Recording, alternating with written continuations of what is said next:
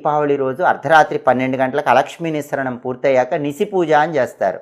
అంటే లక్ష్మీదేవికి అర్ధరాత్రి పూట చేసే పూజ అని అర్థం. ఆ పూజ ఎలా చేయాలంటే, మీ ఇంట్లో ధనలక్ష్మీదేవి ఫోటో ఉంటుంది కదా, ఆ ఫోటోకి దీపం పెట్టి అక్కడ 108 రూపాయి బిళ్ళలతో పూజ చేయాలి. ఒక్కొక్క రూపాయి బిళ్ళ పెడుతూ లక్ష్మీ అష్టోత్తరంలో ఉన్న ఒక్కొక్క నామం చదవాలి.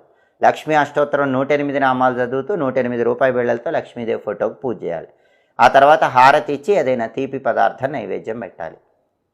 దీన్ని దీపావళి అర్ధరాత్రి చేసే నిసి పూజ అంటారు. బాగా అద్భుతంగా లక్ష్మీ కటాక్షం కలగటానికి కొంతమంది నిసి హోమం అని కూడా చేస్తారు. అంటే లక్ష్మీ హోమం అర్ధరాత్రి పూట చేస్తారు.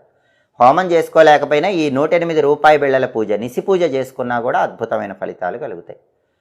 మర్నాడు ఉదయం స్నానం చేశాక అప్పుడు ఆ పూజలో ఉన్న 108 రూపాయి బిళ్ళలు తీసి బీరువాలో దాచిపెట్టుకోండి. దీపావళి రోజు అర్ధరాత్రి 12 గంటలకు అలక్ష్మీ నిస్సరణం పూర్తయ్యాక నిసి పూజ అని చేస్తారు. అంటే లక్ష్మీదేవికి అర్ధరాత్రి పూట చేసే పూజ అని అర్థం. ఆ పూజ ఎలా చేయాలంటే, మీ ఇంట్లో ధనలక్ష్మీదేవి ఫోటో ఉంటుంది కదా, ఆ ఫోటోకి దీపం పెట్టి అక్కడ 108 రూపాయి బిళ్ళలతో పూజ చేయాలి. ఒక్కొక్క రూపాయి బిళ్ళ పెడుతూ లక్ష్మీ అష్టోత్తరంలో ఉన్న ఒక్కొక్క నామం చదవాలి. లక్ష్మీ అష్టోత్తరం 108 నామాలు చదువుతూ 108 రూపాయి బిళ్ళలతో లక్ష్మీదేవి ఫోటోకి పూజ చేయాలి. ఆ తర్వాత హారతి ఇచ్చి ఏదైనా తీపి పదార్థం నైవేద్యం పెట్టాలి. దీన్ని దీపావళి అర్ధరాత్రి చేసే నిసి పూజ అంటారు. బాగా అద్భుతంగా లక్ష్మీ కటాక్షం కలగటానికి కొంతమంది నిసి హోమం అని కూడా చేస్తారు. అంటే లక్ష్మీ హోమం అర్ధరాత్రి పూట చేస్తారు.